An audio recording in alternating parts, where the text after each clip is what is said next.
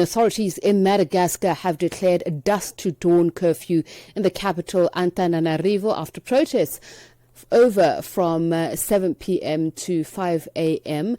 The restrictions is set to remain in force until public order is restored. That's according to security officials. The protest began when hundreds of mainly young people took to the streets earlier this week, demanding reliable electricity and clean water. Power outages in the city often last more than 12 hours a day, crippling homes and businesses. To speak a little bit more about the situation in the country, we're joined now by Nciko Arnold, a researcher at Amnesty International East and Southern Africa's regional office. So we'll connect with him in just a moment to talk about what is happening there. So just to quickly recap on it. So during demonstrations that were held yesterday, police used rubber bullets, tear gas and forceful tactics to break up crowds. Some roads were barricaded with burning tires and rocks. There were reports of looting at stores and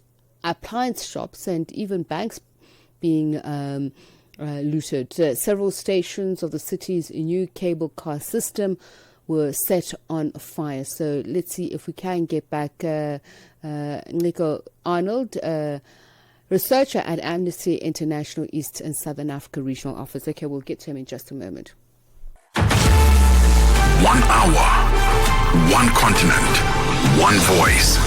Africa World Hour with Tsepiso Makwetla on Channel Africa, the African perspective. Okay, back to Madagascar, where, as we mentioned, that authorities have declared a dusk-to-dawn curfew in the capital Antananarivo following protests yesterday, Thursday, that occurred for more than 12 hours a day, saw power outages in the city. And we also saw police using rubber bullets on demonstrators. So we are on the line now to Nciko Arnold, researcher at Amnesty International East and Southern Africa Regional Office. I hope you can hear us now. A very good evening to you. Thank you so much for speaking to us. What can you tell us about the situation on the ground in Madagascar at the moment, particularly Antananarivo? Yeah, thank you. Thank you very much for having me. As many people already know, young people, several sections of young people in Madagascar really came together under the banner of Gen Z for a mega peaceful protest. And the main demands were really to do with water shortages and power cuts that have been hitting several households in the country. And these issues were really connected very easily by the protesters to broader socioeconomic problems in the countries to do with corruption and to do with bad governance. So the Malagasy government, rather than managing the protest in light of its human rights obligations, it made recourse to the use of unlawful force because the government did not facilitate the protest. It did not protect protesters from any form of violence and just went to the use of force. And so you've already spoken about the use of tear gas, rubber bullets, live ammunition on the protesters. And so far, 5 people have been reported dead, including a baby who was suffocated by tear gas. Several people have been arbitrarily arrested on unknown charges, and they've been placed in unknown locations so far. That's currently the situation in the country. The government did impose a curfew, and the curfew is to be starting from 7 p.m. to 5 a.m. in the morning. But the situation is still really very volatile because there are again another protest that has been planned for tomorrow from around morning hours. And after the dusk-to-dawn curfew that has been implemented in order to institute a public order, as law officials are saying, is there a special public enforcement agency that is deployed for this, and I'm just trying to get a sense of the training behind those who are going to maintain law and order, given the fact that you've mentioned that there have been what appears to be human rights abuses?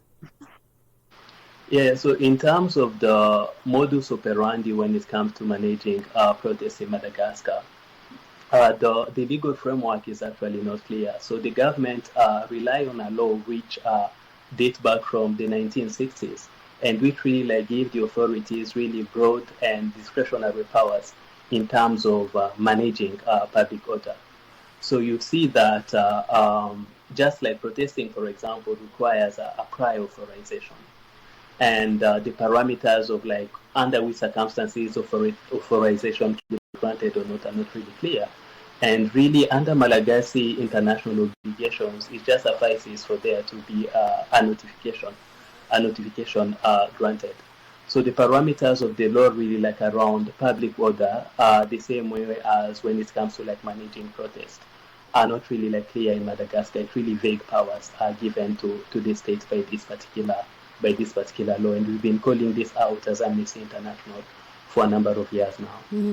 I'd imagine then that if there isn't a clear delineation of roles in law enforcement, officials for public order policing, the likelihood of there being a dedicated unit that investigates such brutality during protests is very slim, that they wouldn't be concerned about that.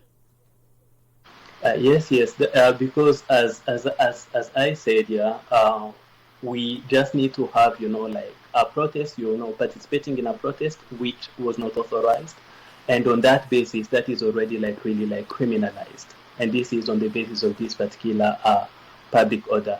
And then in terms of investigating actually officials themselves, you see that the problem is very systematic. There's actually a problem with the law itself allowing for these violations.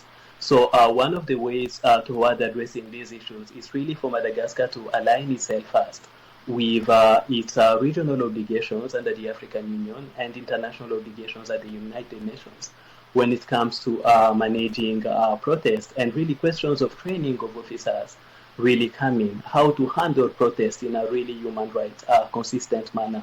These elements are still missing in Madagascar currently in their legal framework and in the way the state is supposed to be handling protesters. So the modus operandi has always been criminalizing, any protest that was not authorized, and then on that basis, people are put in prison, and many people are then released on suspended sentences, which can go up to 5 years. Really, just a way of controlling people to have that fear of engaging in further protests, all right, rather than actually managing public order. Your role as Amnesty International obviously is imbued with a level of objectivity, because if I look at some of the reports, including media reports, they have called, and given the visuals that we've seen, that these protests have been violent. We've mentioned that there were burning tires, barricading of roads, the homes of 3 politicians known to be close to the president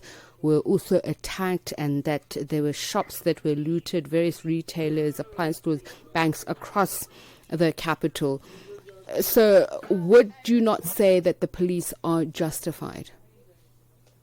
The police are not really justified, and this is because really under international human rights law, under the human rights obligations of Madagascar, the violence of a group of few people does not really amount to characterizing an entire peaceful protest that took several hours and several parts of the country as being violent. As we could see on Thursday, from around 10:30 a.m. all the way up to 5 p.m., the violence was just coming from the police. And at around 5, many protesters started like going home. And there was just really like a section of people that many of the protesters do not identify with, that were engaging in these acts of violence.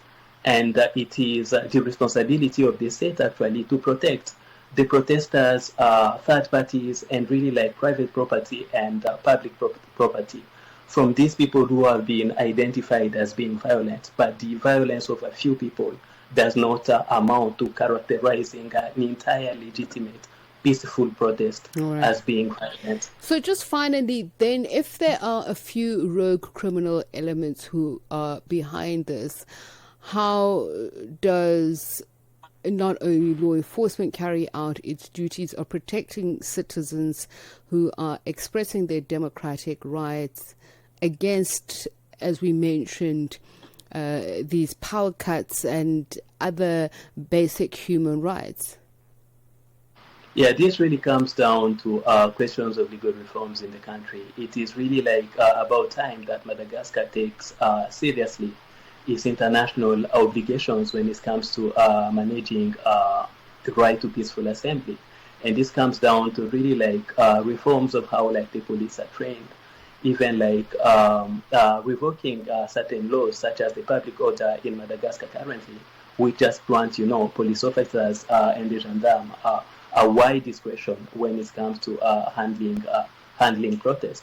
But also the government has to really address the core of the issues, which are the socioeconomic rights issues to do with water, to do with electricity, and really other broader issues that the citizens, particularly young people, are demanding right now.